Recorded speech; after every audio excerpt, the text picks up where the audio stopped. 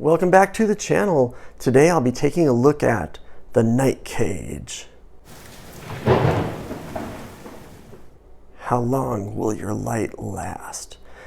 It is a pretty fun horror-based board game for 1 to 5 players.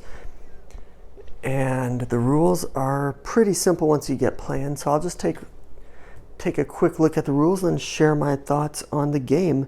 So we'll do the setup first. First thing you'll do is lay down the board. So this board, you use one side for 1 to 4 players and the other side for a 5-player game. The 5-player game is just a little bit bigger is all. So it just has a larger grid. I'll mostly talk about 4-player rules, even though they're about the same. Just tiny, tiny differences between 4-player and 5-player. When I say 4-player, that actually means 1, 2, 3, or 4 players. But so there's the board. Then you'll get your character cards. So in any games, whether it's 1, 2, 3, or 4 players, you're going to have 4 characters. So in a 1-player game, you'll control all 4. In a 2-player, you'll each control 2. In a 3-player, you'll each control 1, and then you take turns on the 4th. And then on a 4-player, you all pick 1 character. But the characters don't mean anything. They're all exactly the same, just different colors. So they each have a player card. You want to face these where they are reachable by each player. And just set them down. I'll just set them down on the side here, since we're kind of playing as 1 player. And then you'll place on each one something called a nerve token, and we'll talk about those later.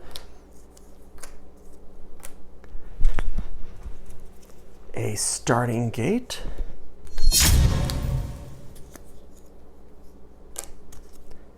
And finally, the starting token,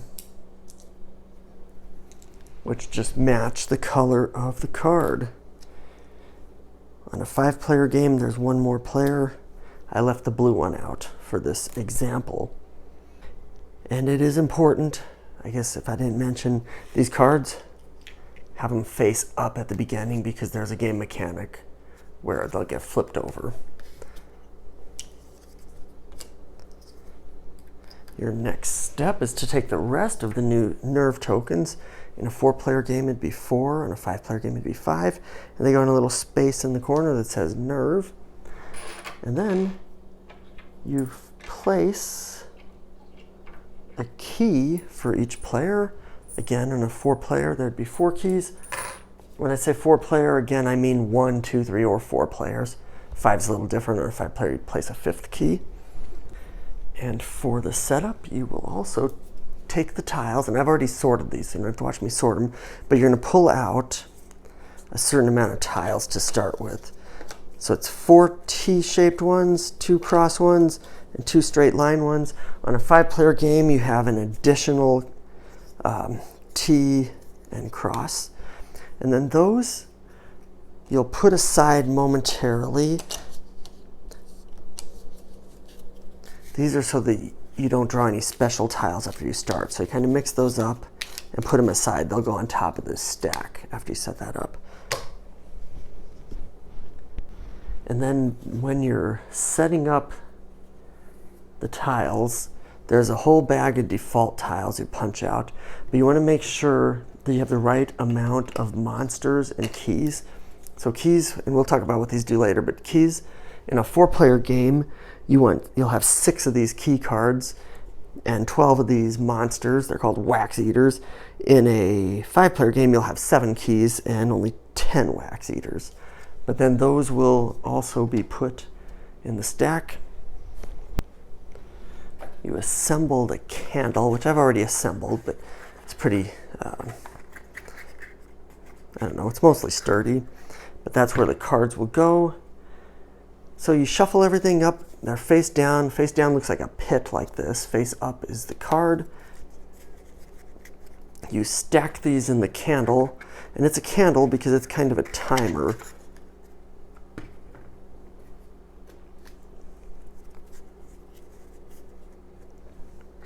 Throughout the game, as you draw tiles, it represents your candle burning down, and when you run out of tiles, you lose the game because you run out of light.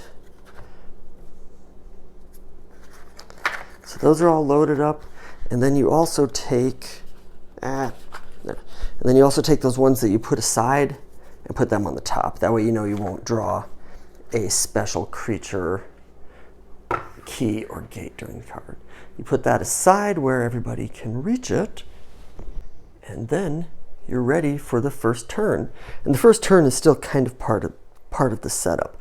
You pick your order of the characters will go, and each character lays their entrance card. They can put it anywhere on the board. They put their player on it, and the way tiles are laid, you'll see each tile has a path. So you'll draw a card from the candle to connect the path. And if it goes, it's kind of an infinite thing. It's kind of like the movie Cube. It's kind of infinite. So if you go out one side, you come out the other. So if you have one here, you'd put the tile there. But for starting, we'll just pick a random spot. So you put 2 tiles on because there's 2, and the tiles can go anywhere in any direction, and just like that. So then the next player, they can be touching each other. They don't have to be touching each other. Let's move these so I can reach them better for this. And each starting one they'll start with 2 tiles. But I'll place all 4 of them just for fun. I don't really know the strategy of how you start with these, so it's really random. And finally, the green one. I feel like it could be a good strategy to put them real close, but it also might not, because if a monster attacks and you're real close, you can all get attacked. So there is the initial setup. And now we'll go over the rules of how to play the game. So each player takes a turn, you go clockwise, and if you are on a 2-player game, you do both of your characters at once before you move on.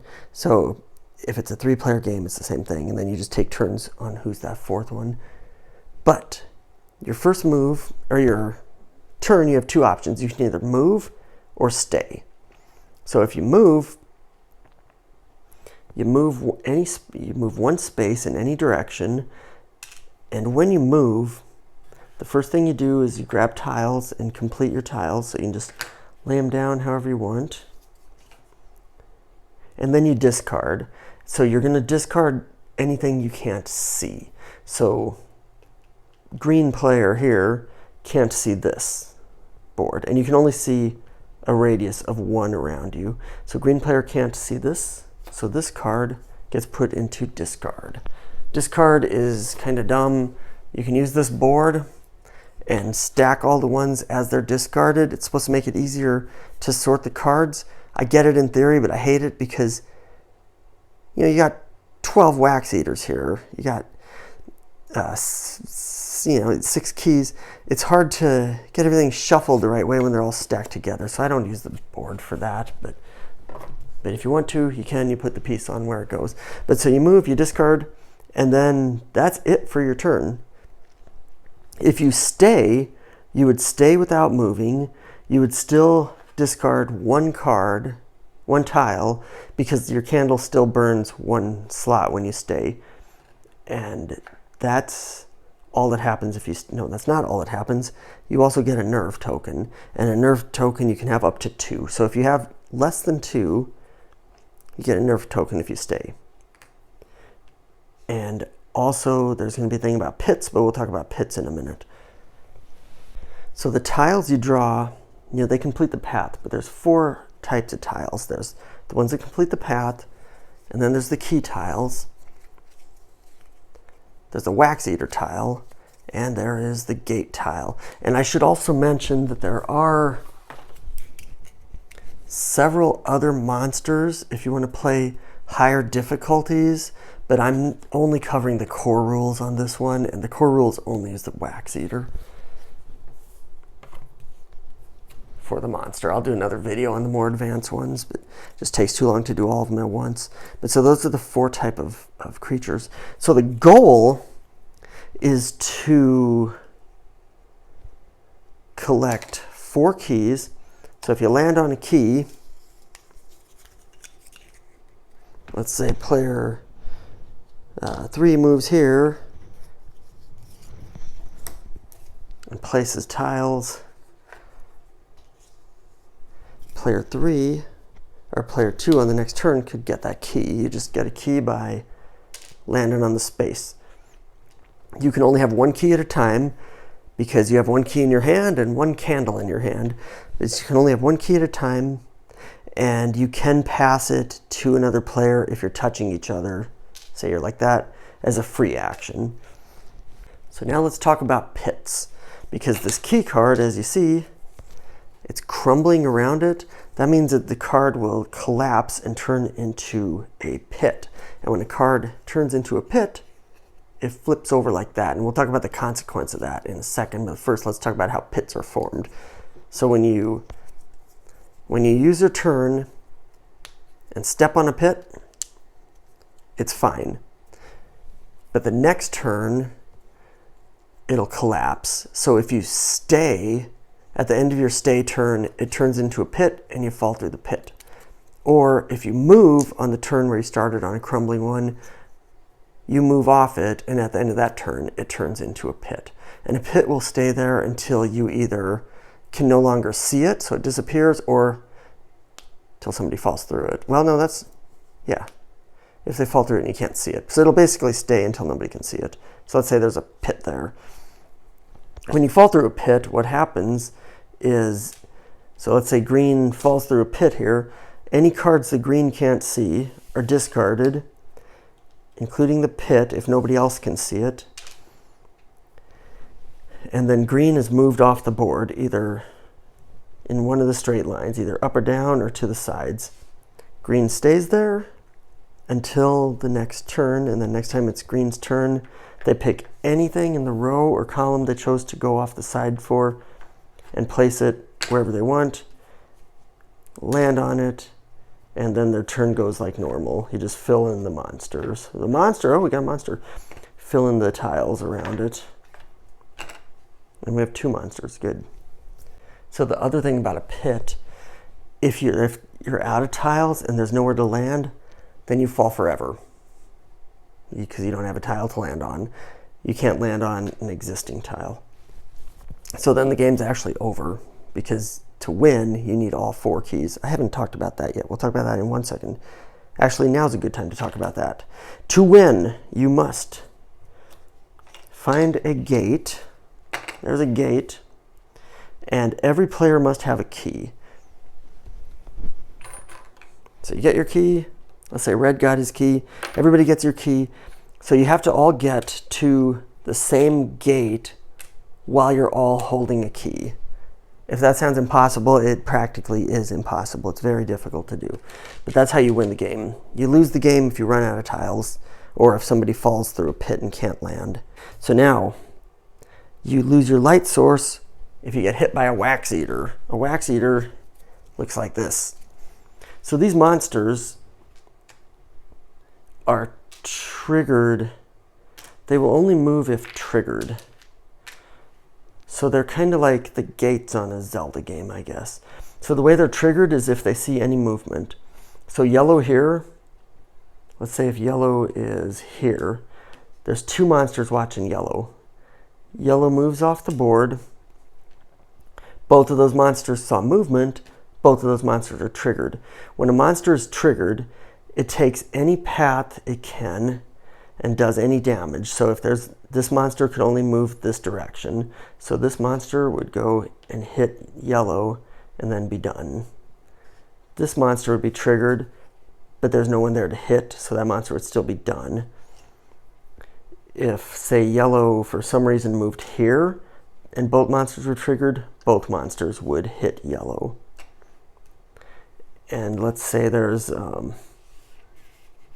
the monsters have no limit of how far they can go. So let's say let's say yellow goes here, both monsters are triggered, that one hits yellow, and then this one would hit yellow and red. And then after a monster is triggered, it goes to the discard. So if you're hit by a monster, you take your card and you flip it to the lights outside. They ate your wax. And that means can only move one tile at a time, and you can only move, and you can't see around you. So if yellow was hit, let's just put right back over. If yellow was hit by a monster, yellow is now blind, lights out, and yellow cannot see any tiles. So that gate would go away. Everything would go away, and the monster is triggered. So that's all yellow has. And yellow would have to, every turn, just move one at a time. Lands on a monster, fun. Yellow can only move one at a time until they're touching another character that has a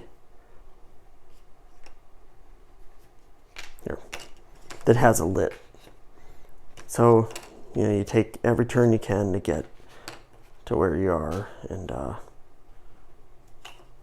don't know, I'm trying to find tiles that work there. So let's say, yeah, they're touching, so then it's a free action. They just get relit. And also, though, when you're hit by a monster, being lights out, that's bad, but that's not the worst part. The worst part, you have to discard.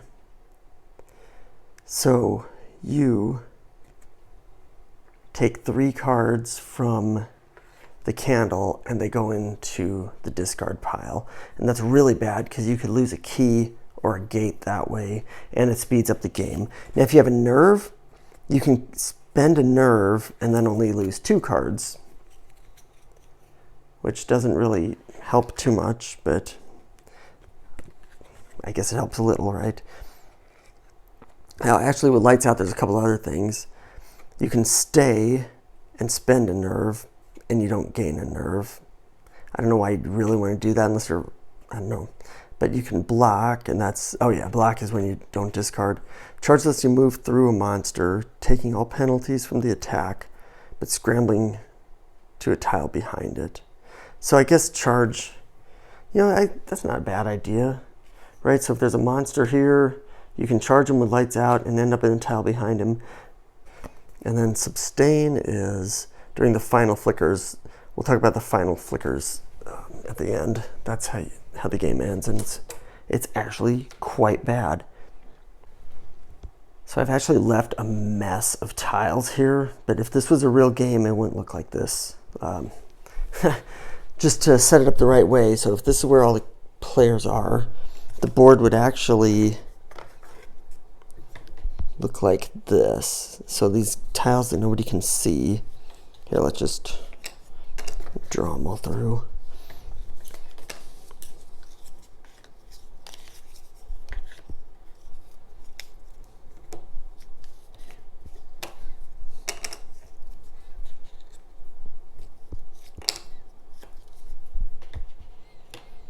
Okay, so that's a good sample. So every card on the board, somebody can see. Wherever there's a connecting path. So let's say, just to do another sample turn, let's say it was red's turn. Red would move here, place a tile for everything a path connects to, and then discard anything that is no longer seen, which would, I believe, just be this one. And then let's say after red, purple would go. This would be a pit. So purple could, purple wouldn't have a good move. Let's not do, purple can't move. You can't move on top of a player. Let's say green would go. So green could move here. You draw the 2 cards. And then you discard whatever nobody can see. So nobody can see this gate, and nobody can see this piece. And that's it. You just keep playing like that until you either get all 4 keys. Each player has 1 key, and you get to the gate. And this is what makes it so hard. When there's a gate, let's say there's a gate over here, over there. Everybody has to get to the same gate. So it's like you also have to try to protect the gate. So that's when you end up doing a lot of staying so that the gate doesn't go away. Because, you know, let's say the gate's here. If the red player's the only one who could see the gate. If red moved here, the gate is gone because red can't see it anymore. So it's really challenging. It's like super challenging. And oh yeah, for completeness, since this gate has an arrow there, that goes across and then it'd be like that. Because you can go out one side and come out the other, like Pac-Man. And that is it until the end game. If you're still playing and you ran out of tiles, the moment the last tile is drawn, you go into the end game.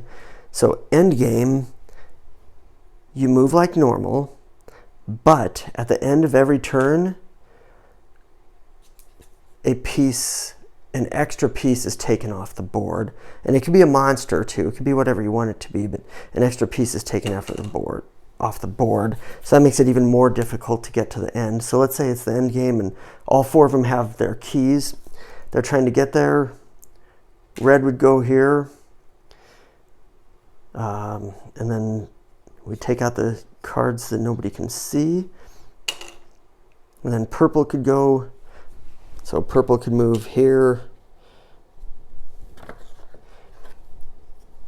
Oh yeah, and it's end game. You're not even planning more tiles. So that's the problem. There's no path. Once you run out of tiles and it's the end game, you move, you try to get to the gate. If you all have a key, you can't lay any new tiles, and an additional tile is pulled off the board at the end of every turn.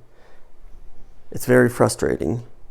But you can use a nerve token to sustain and not discard that extra tile, which might help. But like here, this game would be unwinnable. Even if they all 4 of them had a key, let's just say there's no path to that because there's no new tiles to draw. So if yellow went, yellow would go, they'd pull this off because nobody can see it. And then yellow would have to discard yet one more card. It'd be that. Purple's turn, purple can move here. And you have to discard another card. Green could go there. You have to discard a card. See, there's no path to victory at a certain point, so that's really hard. I'm gonna do a solo play on my next video and see how far I can get controlling all 4 players. But that's it for now. After I do a solo play, I'll do another one of these looking at the more advanced rules, because those are a little more difficult. Have a lot more monsters, like we said. But that's it for now. It is a fun game. It's just so hard. There was something I really didn't like, and that's the thing I really don't like is that you all have to get to the same gate. I mean, there's plenty of gate cards. I think you could all get to the same gate, or you could all get to different gates. That'd make it a lot less difficult. And I don't understand why they waste all the time making it the 5-player side of the board, because the rules are barely different. I don't see how it enhances the game to let you play with 5 people when you could just play with 4, or you could just do the same rules for 5. I don't know. Somebody must have play tested that, but that's it. It's fun. I like playing with my kids. It's a nice teamwork game, but it's even more difficult than One Deck Dungeon. So try it. If you've tried it, let me know what you think. And if not, I'll be back with my solo play soon. So until then, thanks for watching.